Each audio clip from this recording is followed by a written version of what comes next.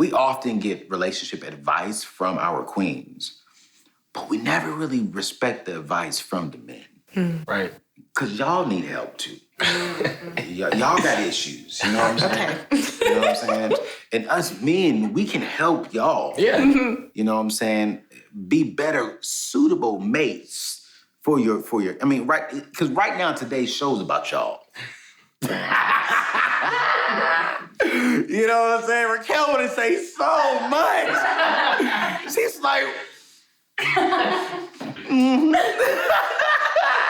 But I asked this question, man, I was really shocked about some of their responses. Like, their responses was actually rich. Thoughtful. I mean, you can't get upset.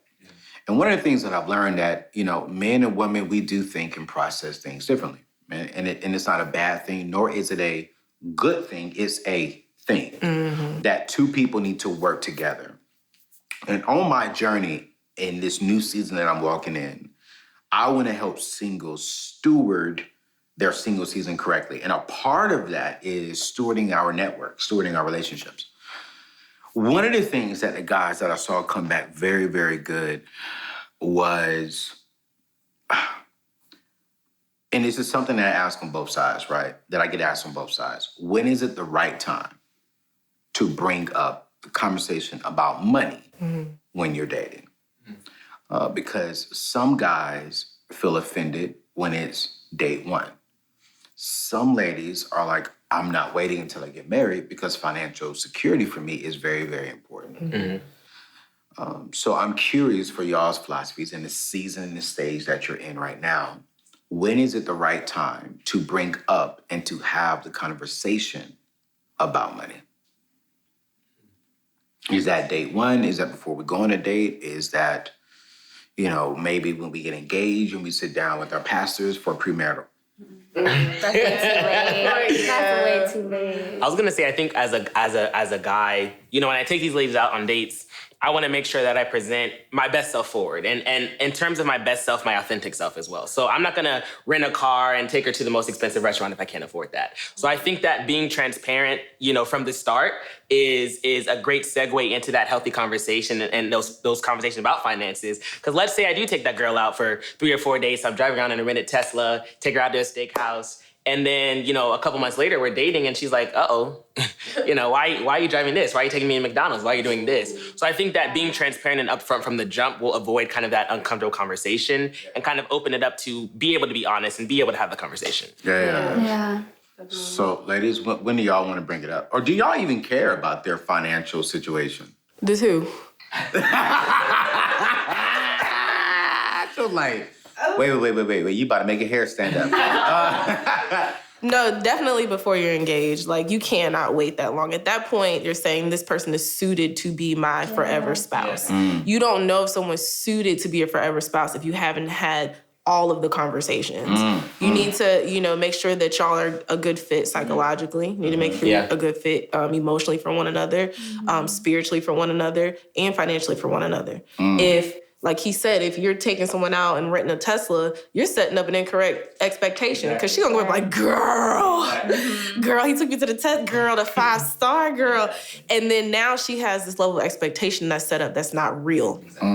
So if you're being your authentic self, you can weed out the people who are not right for you from the beginning. Exactly. You know what I mean? So I think those conversations definitely need to be had. I would say...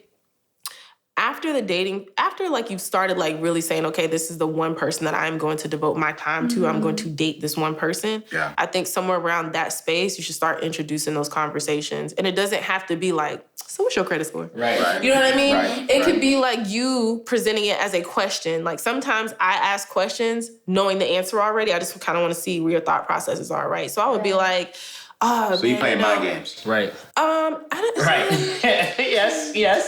Sorry. So what I'm saying is, it's I don't want to say it's my, maybe, okay, I'm not going to be there. But this is what I'll say is you have to figure out who you are with. And if you're not asking the questions, some people like to be very direct, but I like to study people. So if I know I would handle a certain financial situation a type of way, I may say like, hey, you know, I've got this going on with X, Y, and Z in my finances. What do you think I should do?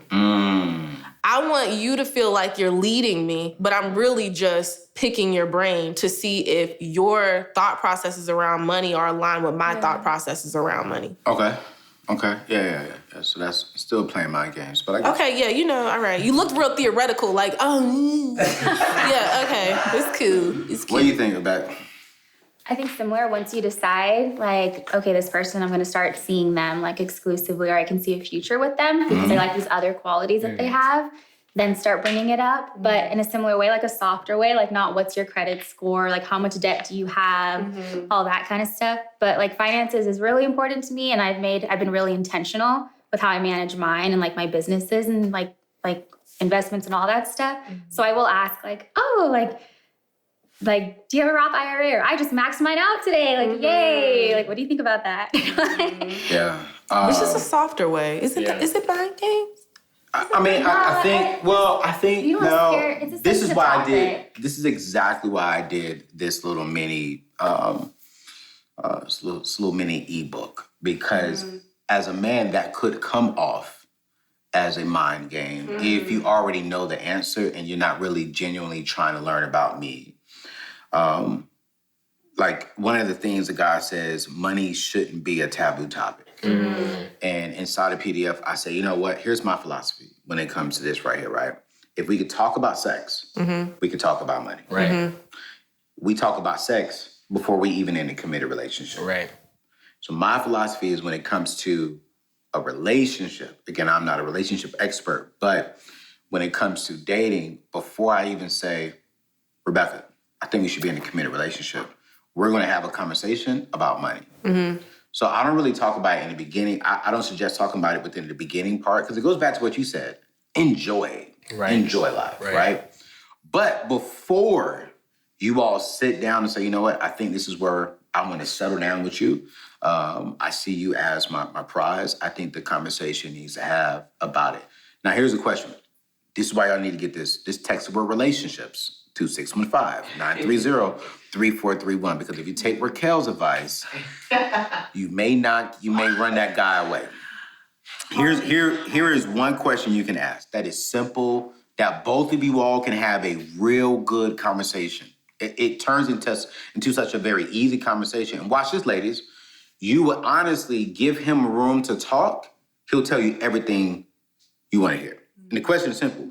What do you want your financial life to look like in the future? That's good. You didn't say, well, hey, I'm going through this situation. What do you think I should do? Because the last thing what you're doing for a man there is we are automatically triggered to fix something. So now I want to go in there and tell you about yourself, tell you what you should have done, tell you this. And it's like now you could be offended because I don't know everything. I don't know what you've gone through. I don't know all the stories behind it. So this thing is how do we just have a conversation? Like, how do we both just have a conversation? So when a man answers that question, what's going to happen? What's your thoughts? Like, what do you want to do in the future with your finances? And then boom, now y'all having a conversation and it turns into such a very easy situation. That's good. Yeah. Am I right? I would say that's a good response. But no. That's not what I asked you. Oh, I'm sorry. Yes, sir.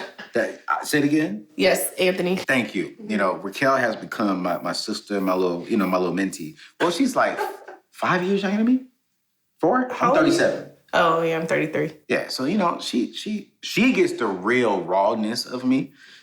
She's the only one that can call me at 10 o'clock, and I'll be like, "What the heck are you doing?"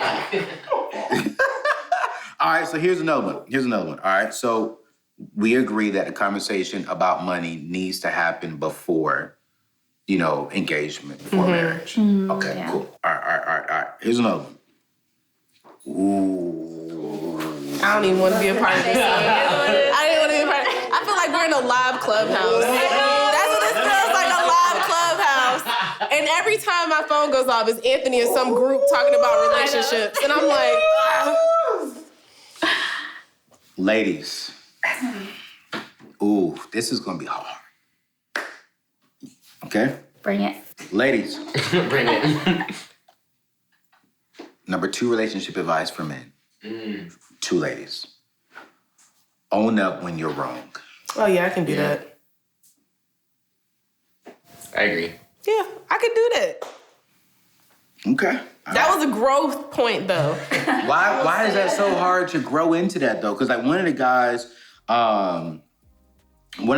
said, apologize. It's something so small, but it goes so long when it comes to men. Yeah. Mm-hmm. Like, why is that so hard for ladies to admit they are wrong?